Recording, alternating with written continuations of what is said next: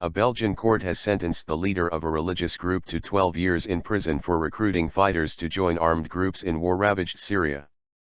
Fouad Belkacem, 32, the chief of the Sharia for Belgium group, was convicted on Wednesday by a court in the northern port city of Antwerp for radicalising, recruiting, and dispatching young men to fight in Syria.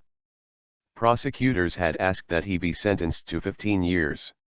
In one of the biggest cases of its kind in Europe, the court jailed several other members of the group, calling it a terrorist organization.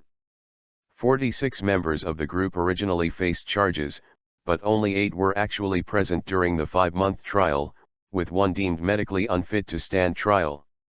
The rest were believed to be either still in Syria, or dead. Around 350 fighters are estimated to be in Syria to fight, highest number per capita in Europe, Al Jazeera's McGregor-Wood said, reporting from Antwerp.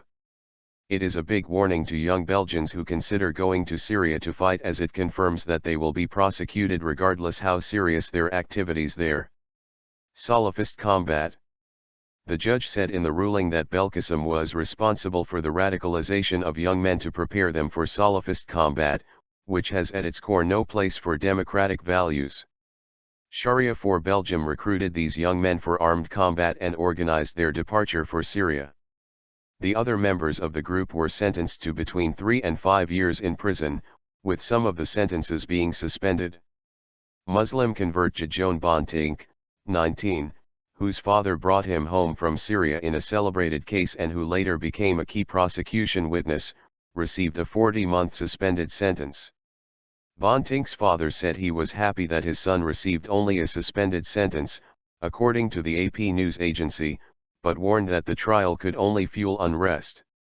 This verdict could create more hate and frustration, he said. Security was tight at the court for the verdict, which came a month after 2 suspected fighters were killed in Belgium during what Belgian authorities said an anti-terror operation.